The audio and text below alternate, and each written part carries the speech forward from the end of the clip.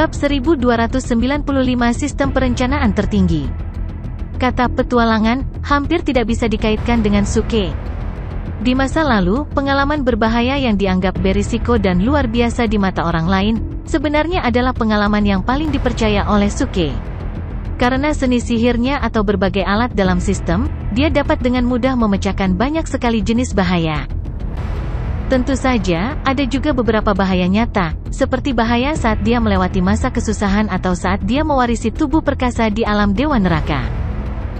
Namun, dia tidak melakukannya dengan sukarela. Pada dasarnya, dia dipaksa ke titik di mana dia tidak punya jalan keluar, jadi dia tidak punya pilihan selain mengertakkan gigi dan bertarung. Namun, kali ini dihadapkan pada dua pilihan, yang satu dapat memastikan keselamatannya, dan yang lainnya dapat membahayakan dirinya sendiri. Oleh karena itu, reaksi pertama Suke adalah memilih yang pertama. Menurut karakternya, dia tidak akan mengambil risiko jika dia bisa. Dia akan tetap rendah dan tumbuh dewasa sebelum keluar. Namun, ketika dia melihat orang-orang dari sekte besar di belakangnya, Suke ragu-ragu. Di satu sisi, orang-orang ini tidak memiliki dendam terhadapnya. Di sisi lain, Ji Wuyun telah meminjamkannya artefak langit rendah, yang membuatnya sulit untuk membunuh mereka. Pahlawan sejati pasti akan memilih rencana pertama tanpa ragu, yaitu mengorbankan orang lain untuk menyelamatkan Ryu Jingning. Jika seseorang tidak bisa melakukannya, dia akan memasukkan dua orang. Jika dua tidak berhasil, dia akan memasukkan 3, 10, atau bahkan 100 orang. Seorang pahlawan yang akan melakukan apa saja untuk mencapai tujuannya, dengan kemauan yang kejam dan sikap tegas, adalah seorang pahlawan. Selain itu, menurut aturan dunia penggarap, lebih baik mengorbankan satu teman daripada yang lain. Semua orang dalam hubungan menjebak satu sama lain. Selama masih ada kesempatan untuk merugikan orang lain demi keuntungan diri sendiri, orang tidak akan melewatkannya. Suke tidak terkecuali. Namun, orang yang merugikan orang lain untuk keuntungan dirinya adalah musuhnya, dan dia menganut prinsip, saya tidak akan menyinggung orang lain jika mereka tidak menyinggung saya. Sekarang, dalam situasi ini, prinsipnya sedikit terguncang. Tut, ini benar-benar memalukan. Suke menggelengkan kepalanya dan menghela nafas. Kemudian, dia berbalik dengan tegas dan melangkah menuju ketuhanan yang gelap gulita tanpa berkata apa-apa. Dia tidak memberitahu yang lain apa yang telah terjadi. Bahkan Budfest, Duan Jiude, dan Mo Junchen dikejutkan oleh gerakannya yang tiba-tiba. Sialan, Paman Su, apa yang kamu lakukan? Jangan main-main, Budfest buru-buru berteriak. Dengan punggung menghadap kerumunan, Suke melambaikan tangannya dan terus maju dengan ekspresi serius. Dia merasa bahwa tidak perlu mengatakan apa-apa sekarang. Karena dia tidak bisa memilih pilihan pertama, dia hanya bisa memilih pilihan kedua. Seperti kata pepatah lama, saya lebih suka mengkhianati dunia daripada membiarkan dunia mengkhianati saya. Setiap orang untuk dirinya sendiri, langit dan bumi hancur. Tapi Suke tidak bisa melupakannya. Sifat manusia pada dasarnya jahat, tetapi banyak orang memilih untuk menjadi baik. Setiap orang memiliki garis bawahnya sendiri. Jika mereka terlalu banyak melewatinya, mereka akan menjadi orang suci, tetapi jika mereka menghancurkan garis bawah mereka sendiri, itu setara dengan kehilangan kemanusiaan mereka. Suke jelas bahwa dia bukan tipe orang yang akan menjadi orang yang ambisius. Dia murni orang biasa yang bermain game di dunia. Dia tidak memiliki banyak ambisi, tetapi dia memiliki prinsipnya sendiri dan mengejar kebebasan dan kebebasan. Dia tidak peduli bahwa mengikuti kata hati, sebenarnya adalah ambisi terbesarnya. Oleh karena itu, agar tidak bertentangan dengan hati dan hati nuraninya, Suke tidak menghancurkan intinya. Pada akhirnya, dia tetap memilih opsi kedua, yaitu mengambil risiko sendiri. Ledakan. Semakin dekat dia dengan ketuhanan yang gelap gulita, semakin berat perasaan Suke. Seolah-olah jiwa ilahinya ditekan oleh suatu keberadaan tertinggi. Seolah-olah sebuah tangan raksasa menekannya ke tanah dan memandangnya seperti mangsa. Satu-satunya hal yang bisa dia lakukan adalah berjuang dan bergerak maju di bawah tangan raksasa ini. Sialan, apa orang ini gila? Budfest sedikit tercengang saat melihat sosok Suke terus bergerak maju. Wajah Duan Jiude juga dipenuhi keterkejutan. Sejauh yang mereka ingat, Suke tidak pernah bertingkah seperti ini. Melihat punggungnya, itu sangat tragis. Mereka merasa bahwa dia akan mati. Apa yang harus kita lakukan?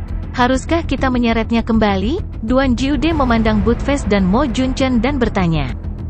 Jangan seret dia kembali, bukannya kamu tidak mengenalnya. Dilihat dari penampilannya, sesuatu pasti telah terjadi padanya. Kurasa bahkan 10 dariku tidak bisa menyeretnya kembali. Buttfast berkata, mengerutkan kening. Meskipun Suke tidak mengatakan apa-apa, mereka semua menyadari bahwa situasinya sangat serius.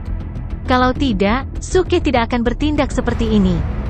Penatua Duan, tolong lakukan ramalan lain untuk melihat apakah dia dalam bahaya? Kata Mo Junchen, menggelengkan kepalanya tak berdaya setelah jeda singkat. Duan Jiude menganggukkan kepalanya dalam diam. Pada saat yang sama, dia mengeluarkan kulit kura-kura dan mulai melakukan ramalan lainnya. Pada saat yang sama, Suke telah mendekati ketuhanan yang gelap gulita. Meskipun ketuhanan sebesar gua, Suke merasa seolah-olah ada benda raksasa di depannya, yang bahkan lebih besar dari gunung. Jiwa ilahi dan konotasi taonya benar-benar hancur. Mereka sekecil setetes air di depan lautan. Suke. Tiba-tiba, ketika Suke hendak melangkah ke ketuhanan, sebuah suara lemah bergema di benaknya. Itu adalah suara lemah Ryu Jingning. Namun, dia mengirim pesan kepadanya. Rupanya, dia telah mengenali identitasnya. Rupanya, meskipun Ryu Jingning tidak bergerak di ketuhanan, dia tidak sepenuhnya tidak sadarkan diri. Sebaliknya, dia tahu semua yang terjadi di dunia luar. Jangan mendekat, hanya pergi. Ryu Jingning mengirim pesan lain kepadanya. Suaranya semakin lemah dan semakin lemah. Suke tahu dia dalam kondisi buruk. Bahkan sulit baginya untuk mengirim pesan kepadanya. Jangan bicara, aku harus mengeluarkanmu dari sini. Ekspresi Suke berubah serius saat dia menjawab. Tidak, dia adalah dewa. Kamu, pergi saja. Suara Ryu Jingning agak cemas. Dia takut Suke akan mati sia-sia. Namun, Suke tertawa dan menggelengkan kepalanya, ketuhanan jauh dari dewa. Setan kecil, ketika aku mengeluarkanmu dari sana, jangan lupa bahwa aku telah mempertaruhkan nyawaku untukmu.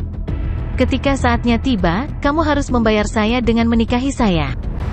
Setelah mengatakan itu, Suke melambaikan tangannya untuk mengeluarkan batang ungu emas raja bertindak tangguh, artefak surgawi tingkat tinggi. Lengannya yang lain tertutup kabut putih, yang terkondensasi menjadi embun beku. Itu adalah tangan kabut es gaib dan hantu.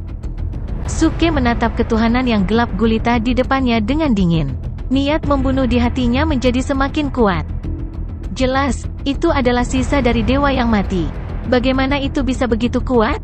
Bagaimana itu bisa begitu sombong? Bagaimana itu bisa melahap semuanya dengan ceroboh? Saya, Suke, adalah orang suci yang bertindak tangguh dari generasi ini. Saya memiliki fisik suci, sistem, dan kismet. Lebih penting lagi, saya memiliki wajah yang tampan. Anda hanyalah seorang ketuhanan. Bagaimana Anda bisa begitu sombong di depan saya? Karena dewa yang menciptakan Anda dan memiliki Anda sudah mati, Anda hanyalah ketuhanan belaka. Kenapa kamu masih bertahan di dunia ini? Aku, orang suci yang bertindak tangguh, tidak akan dimakan olehmu hari ini. Karena kamu benar-benar mati. Ledakan. Aura yang kuat tiba-tiba keluar dari tubuh Suke dan memenuhi seluruh area. Dia mengambil langkah maju seperti Jenderal Iblis. Ki spiritual yang mengerikan menyembur keluar dari batang ungu emas di tangannya dan menyapu ke segala arah. Langit dan bumi dibayangi oleh awan tebal. Di depan mata kaget semua orang yang hadir, Suke mengambil langkah terakhir dan melangkah ke pintu rahasia yang gelap gulita. Suara gemuruh bergema di hati Suke. Dia merasa seolah-olah hatinya telah dipalu oleh seseorang.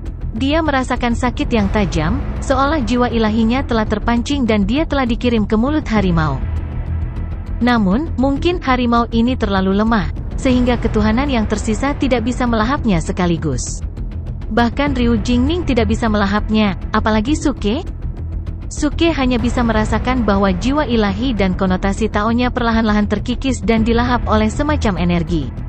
Dia tidak bisa menangkap keberadaan lawannya. Dia hanya tahu bahwa lawannya sangat kuat dan mengerikan, tetapi dia tidak tahu di mana harus mengalahkannya. Kamu seharusnya tidak masuk. Pada saat ini, suara yang sedikit kesal datang. Suke mendongak dan melihat Ryu Jingning berjalan ke arahnya perlahan. Dia menatapnya dengan mencela, tetapi ada semacam kelembutan di matanya. Untuk menyelamatkannya, Suke masuk tanpa ragu meskipun dia tahu nyawanya dalam bahaya. Pria yang rela mati untukmu adalah hal yang paling menyentuh bagi wanita manapun. Hei, bagaimana kamu bisa bergerak? Suke terkejut. Ketika dia melihat Ryu Jingning duduk di tanah, dia duduk di tanah dengan menyilangkan kaki dan tidak bergerak sama sekali. Sekarang dia bisa bergerak bebas. Aku sudah pindah. Ketika aku melihatmu masuk, aku mencoba lari ke pintu keluar dan berteriak padamu, tapi aku tidak bisa keluar. Ryu Jingning juga terkejut dengan reaksi Suke. Suke hanya bisa cemberut. Pemandangan yang dia lihat di luar berbeda dengan yang ada di sini. Apakah ini tubuh saya atau jiwa ilahi saya? Dia segera berbalik dan melihat ke belakang. Buttfast, Duan Jiude, dan yang lainnya masih berdiri di luar. Mereka semua menatapnya dengan mata terbuka lebar. Bahkan suara mereka terdengar jelas di dalam ruangan. Oh tidak, setelah orang ini masuk, dia juga duduk dan tidak bergerak. Kurasa perlu untuk memilih pemimpin fraksi baru, kata Buttfast dengan serius. Duan Jiude menyingkirkan kulit kura-kura, menggelengkan kepalanya, dan berkata, apa-apaan ini? Aku bahkan tidak bisa meramal kekayaannya. Tidak, apalagi meramal kekayaannya, aku tidak bisa meramal apapun. Aku tidak bisa melihat melalui dia. Apakah ini juga semacam metafora? Mo Junchen bertanya. Omong kosong, sederhananya, ada terlalu banyak variabel. Setiap perubahan atau pilihan akan mempengaruhi hasilnya. Duan Jiude menjawab.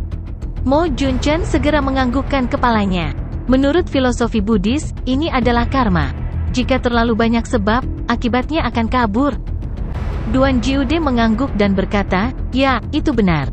Jadi, sebaiknya kita tidak melakukan apa-apa sekarang dan hanya menonton dengan tenang. Mendengar ini, Suke mengerti bahwa di mata Buttfast, Duan Jiude, dan yang lainnya, dia duduk di dalam dengan menyilangkan kaki, seperti Ryu Jingning. Ini hanya bisa berarti dua hal. Pertama, tubuh mereka duduk dengan kaki disilangkan, tetapi jiwa mereka telah dicabut dan mereka berada di dunia yang terisolasi yang tidak dapat dilihat oleh orang luar. Situasi kedua bahkan lebih sederhana. Apa yang dilihat Buttfast dan Duan Jiude bukanlah kebenaran, tetapi gambar virtual yang diciptakan oleh ketuhanan. Suke dan Ryu Jingning yang asli masih terisolasi. Suke bahkan meragukan apakah Ryu Jingning yang dilihatnya adalah Ryu Jingning yang asli. Gadis kecil, aku ingin menanyakan sesuatu padamu. Suke menatap Ryu Jingning dan berkata. Ryu Jingning tercengang, ada apa, kawan kecil? Tidak apa-apa, panggil saja aku kawan besar di masa depan. Suke tersenyum dan menepuk pundak Ryu Jingning. Ryu Jingning menatapnya dengan marah, kamu masih ingin bercanda di saat seperti ini? Juga, ada apa dengan penyamaranmu? Kamu menyamar sebagai orang tua. Jika aku tidak mendengar percakapanmu dengan Buttfast, aku tidak akan mengenalimu. Apakah kamu mencoba menyakiti seorang gadis dari keluarga lain? Ya Tuhan, bagaimana ini mungkin? Aku selalu menjadi pria yang setia, kata Suke sambil tersenyum, dan keraguannya telah hilang. Jika itu adalah Ryu Jingning palsu, dia tidak akan tahu identitas aslinya, dan dia tidak akan memanggilnya teman kecil seperti Ryu Jingning. Meskipun dia mempelajari ini dari Jiang Hongyan, itu sudah menjadi kebiasaan Ryu Jingning. Oke, berhenti main-main. Apa yang harus kita lakukan sekarang? Ryu Jingning menepuk Suke dengan marah. Sulit baginya untuk bercanda dengan Suke. Lagi pula, dialah yang terjebak di sini, dan dia juga melibatkan Suke. Jadi, sulit baginya untuk bersantai. Jangan khawatir, serahkan saja padaku. Suke tersenyum dengan tenang dan melihat sekeliling lagi. Klon emas kecil di antara alisnya memancarkan cahaya yang menyilaukan dan menyatu dengan seluruh tubuhnya. Kekuatan inti surgawi yang luar biasa tiba-tiba berkumpul di matanya. Desir. Di bawah pengaruh lingkungan yang gelap gulita, dua berkas cahaya keluar dari mata Suke, seolah-olah mereka bisa melihat semuanya. Hei, lihat, kenapa ada dua berkas cahaya di sini? Hampir di saat yang sama, Duan Jiude yang berada di luar berteriak kaget. Buttfast segera mendekat. Kepala anjingnya, yang terlihat seperti paket emoji, membuka matanya lebar-lebar dan melihat sekeliling dengan ekspresi bergosip. Akhirnya, dia juga melihat dua berkas cahaya di kegelapan. Sialan, itu terlihat seperti sepasang mata? Buttface berkata dengan heran. Mendengar keributan itu, orang-orang lain di tempat kejadian juga datang. Meskipun Bai Keiling, Ji Wuyun, dan dua penguasa lainnya dikelilingi oleh pelindung, mereka juga mengambil beberapa langkah ke depan untuk melihat apakah ada yang bisa mereka lakukan untuk membantu. Tentu saja, mereka juga ingin tahu apakah lelaki tua itu, yang diduga sebagai Raja Surgawi atau lebih tinggi, bisa keluar hidup-hidup. Itu benar-benar terlihat seperti sepasang mata. Ji Wuyun mengangguk dengan pasti setelah melihatnya sebentar. Sialan, apakah ada orang lain yang bersembunyi di sana? Kata Buttface, melebarkan matanya. Lagi pula, menurut pendapat mereka, Suke dan Ryu Jingning sama-sama duduk di sana dengan kaki bersilang. Sekarang sepasang mata telah muncul, itu pasti dari orang ketiga. Namun, ketika Suke mendengar keributan di luar, dia segera mengangkat alisnya dan mencoba mengirim pesan ke Buttface dengan kekuatan jiwanya. Namun, sebelum kekuatan jiwanya bisa pergi jauh, dia tiba-tiba merasa seolah-olah telah menemui tembok yang tidak bisa ditembus, yang menghalangi kekuatan jiwanya dan mencegahnya untuk menjangkau. Namun, barusan, Ryu Jingning telah berhasil mengirim pesan kepadanya, jadi tidak mungkin bagi Suke untuk menembus penghalang ini. Wajahnya menjadi serius dan dia memusatkan kekuatan spiritualnya. Dengan pikiran, kekuatan jiwanya tiba-tiba terhempas ke depan. Segera, sebuah celah pecah di penghalang, dan seuntai kekuatan jiwa berhasil diperas. Bokong, ini aku, Suke segera mengirim pesan kepadanya. Buttface, yang berada di luar, tertegun. Dia mengerutkan kening dan berteriak, siapa kamu? Asterismen, Raja Surgawi mengalahkan harimau bumi, kata Suke dengan marah. Astaga, saudara Achilles, apakah kamu masih hidup? Buttface terkejut dan bertanya dengan tergesa-gesa. Jangan bicara omong kosong, sepasang mata yang kamu lihat adalah milikku. Yang duduk di tanah dengan kaki bersilang mungkin tubuhku, atau mungkin ilusi. Pikirkan saja cara untuk memasukkan benda panjang ke sini dan gerakan itu sepanjang arah mataku. Suke mengirim pesan ke Suke dengan cepat.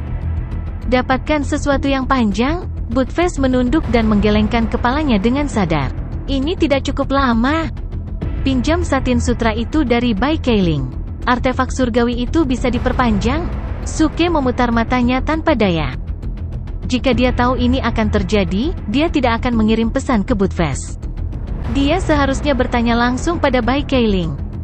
Oke, Brother Achilles, jangan khawatir, aku pasti akan menyelamatkanmu. Fraksi surga yang meledak tidak bisa tanpa seorang pemimpin. Buttface segera berteriak sambil menepuk dadanya. Kemudian dia menoleh dan melambai pada Bai Keiling untuk meminjam satin sutra putih. Suke tidak peduli tentang dunia luar. Setelah menarik kekuatan jiwanya, dia memeluk Ryu Jingning dan berkata dengan suara rendah, setan kecil, pegang erat-erat. Apapun yang terjadi nanti, jangan lepaskan. Oke, Ryu Jingning menganggukkan kepalanya dengan serius. Dia cukup gugup. Dia tidak tahu apa rencana Suke, tetapi dia tidak berani bersantai saat ini. Ini tidak hanya terkait dengan hidupnya, tetapi juga dengan kehidupan Suke. Melihat pria ini, yang lebih muda darinya, tetapi memberinya rasa aman, Ryu Jingning mau tidak mau merasakan sentuhan kehangatan di hatinya. Namun, ketika dia mengira pria ini memiliki begitu banyak orang kepercayaan, Ryu Jingning merasa sangat tidak berdaya. Meskipun seorang pria biasa memiliki beberapa istri dan selir, dan normal bagi seorang pria untuk memiliki beberapa teman kultivasi, Suke selalu membuat orang merasa tidak nyaman. Sepertinya dia tidak akan pernah berhenti. Dia memegang Suke dengan erat dan meletakkan kepalanya di dada Suke. Dia menutup matanya sedikit dan berkata dengan lembut, Suke, izinkan saya mengajukan pertanyaan. Oke, ada apa? Suke mengarahkan pandangannya ke pintu keluar, menunggu Buttface memasukkan kain satin sutra. Jika Anda seorang wanita, apakah Anda akan memberikan diri Anda kepada pria seperti Anda? Mendengar itu, Suke tertegun. Kemudian dia tertawa gembira dan melambaikan tangannya, saya bahkan tidak bisa memikirkannya. Bagaimana saya bisa seberuntung itu? Gemuruh. Di lingkungan yang gelap gulita, suara keras terdengar. Kemudian, langit dan bumi mulai bergetar, seolah-olah seluruh ketuhanan yang gelap gulita akan meledak kapan saja. Suke tidak punya waktu untuk mengobrol dengan Ryu Jingning. Dia melihat ke depan dan melihat Buttface dan Duan Jiude berdiri di belakang Bai Keiling. Bai Keiling mengeluarkan kain satin putih yang bersinar terang. Salah satu ujung satin itu bergegas menuju ketuhanan.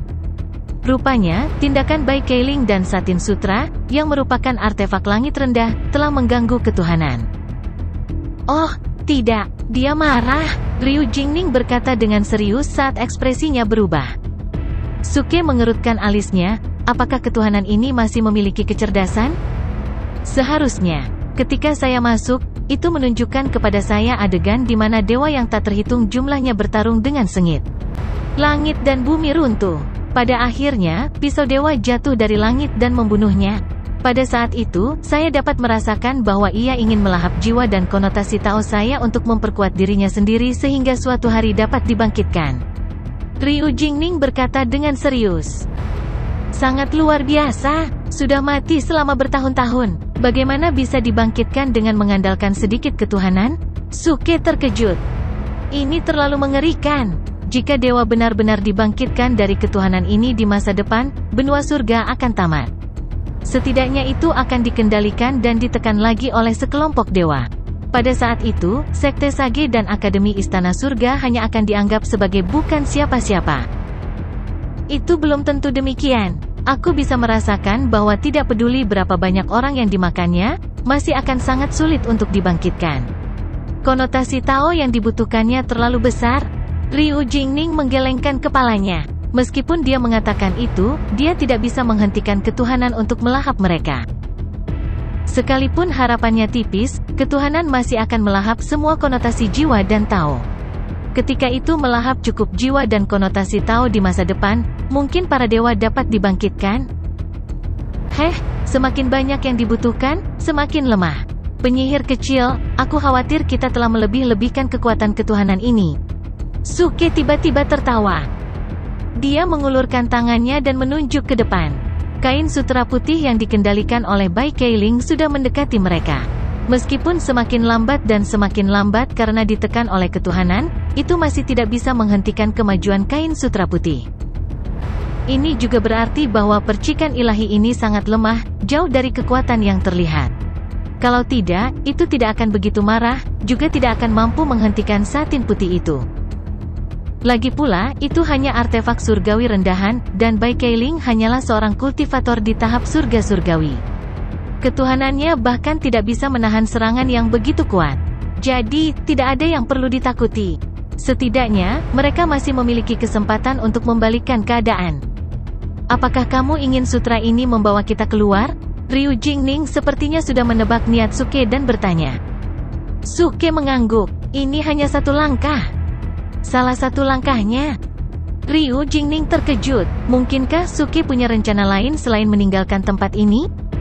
Namun, Suke tidak mengatakan apa-apa, jadi Ryu Jingning tidak bertanya lagi. Sekarang, dia hanya berharap Suke bisa meninggalkan tempat ini hidup-hidup. Kemudian, dia juga berharap bisa meninggalkan tempat ini hidup-hidup. Dia tidak peduli tentang hal lain. Ledakan. Saat kain sutra putih semakin dekat, ruang gelap gulita ketuhanan mulai bergetar semakin keras. Baik Suke dan Ryu Jingning bisa merasakan kemarahan di ruang ini. Kemarahan ini seperti dewa yang tinggi di langit dan tidak bisa tersinggung. Tiba-tiba, beberapa orang seperti semut tidak menghormatinya, yang membuatnya marah. Namun, semakin kuat amarahnya, semakin puas senyum di wajah Suke. Matanya yang bersinar terfokus pada segala sesuatu di sekitarnya. Dia sedang menunggu kemunculan mangsanya seperti elang. Setelah beberapa napas berlalu, dimensi ketuhanan yang gelap gulita masih bergetar, dan kain sutra yang dikendalikan oleh Bai Keiling masih bergerak maju perlahan. Suke dan Ryu Jingning juga menunggu dengan tenang di tempat yang sama. Mereka telah mencoba untuk bergerak maju, tetapi mereka hanya berjalan di tempat yang sama. Karena itu, mereka menyerah dan menunggu kain sutra sampai ke tangan mereka. Apakah itu benar-benar membiarkan kita pergi? Ryu Jingning bertanya sambil menatap Suke dengan cemas. Ini sangat halus sehingga tidak sesuai dengan pemahamannya tentang dewa, meskipun itu hanya jejak ketuhanan yang ditinggalkan oleh dewa yang sudah mati. Suke tersenyum dan menepuk kepalanya dengan lembut. Dia berkata dengan suara rendah, "Jangan khawatir, aku menunggunya." Sebelum dia bisa menyelesaikan kata-katanya, mata Suke tiba-tiba menyapu ke depan dan sudut mulutnya meringkuk. "Akhirnya, aku menangkapmu." Suara mendesing. Seketika, dia mengangkat kaki kanannya, yang diliputi oleh cahaya yang menyilaukan. Dia menggunakan 100.000 acting top points untuk menggunakan Act of King's Leg untuk menendang ruang gelap gulita di depannya dengan ganas. Gemuruh! Ledakan besar datang dari ruang ketuhanan yang gelap gulita. Itu bercampur dengan beberapa suara retakan seolah-olah ada sesuatu yang dipatahkan oleh tendangan itu. Setelah itu, tekanan mengerikan menyapu Suke dan Ryu Jingning seperti lautan badai yang luar biasa. Aku takut kamu akan bersembunyi dan tidak muncul. Karena kamu telah muncul, kamu harus berlutut dan menyerah padaku. Suke mencibir saat dia memegang batang ungu emas Top Acting King di tangan kanannya. Kemudian, dia menyuntikkan kekuatan inti surgawinya yang luar biasa ke dalamnya. Batang itu mulai bergetar dan berdengung keras. Langkah pertama Hades Nine Nether Chop, Instant Kill. Teriak Suke sambil menebas batang ungu emas di tangannya. Hades Nine Nether Chop adalah seni sihir yang diwarisi oleh Suke bersama dengan tubuh perkasanya ketika dia berada di alam dewa. Itu dulunya adalah jurus pembunuhan Raja Hades yang terkenal, yang dikatakan mampu membunuh semua yang ada di dunia. Itu adalah seni sihir tingkat lanjut di Bright Moon Rank, yang merupakan seni sihir paling maju di antara semua seni sihir. Namun, setelah dia mencapai Mighty Body of Hades tingkat pertama, menjadi seorang bijak, dan menjadi dewa, seni sihir ini telah kehilangan levelnya. Kekuatannya bergantung pada kekuatan Castor. Sekarang, Suke memiliki tubuh suci kelas 2 dan batang ungu emas Top Acting King, yang merupakan artefak surgawi tingkat tinggi. Meskipun dia tidak bisa sepenuhnya menggunakan seni sihir ini, kekuatannya telah mencapai tingkat yang tak terbayangkan. Ini adalah combo yang belum pernah digunakan Suke sebelumnya. Itu juga seni sihir paling kuat yang bisa dia gunakan sekarang.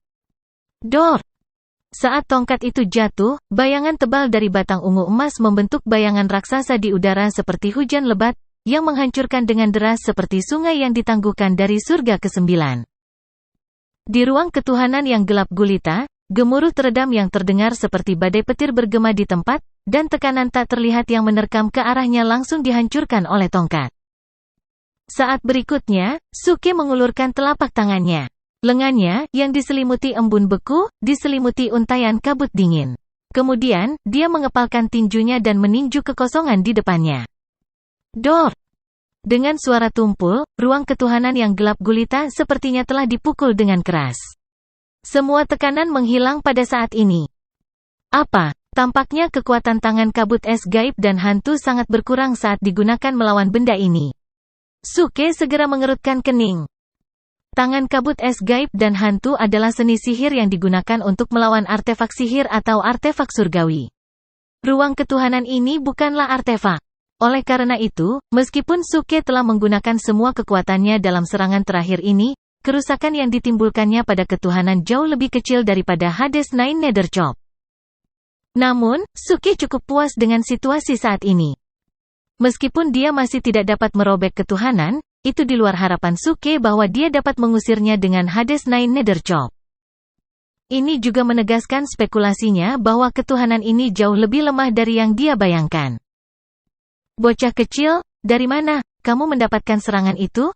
Tiba-tiba, Ryu Jingning menatap Suke dengan heran dan bertanya dengan tidak percaya. Suke terkejut. Apa masalahnya?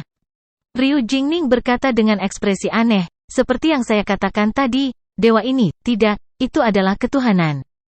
Itu menunjukkan kepada saya video di mana dewa membunuhnya. Dewa itu menggunakan serangan yang sama, tetapi kekuatan dan momentumnya seimbang.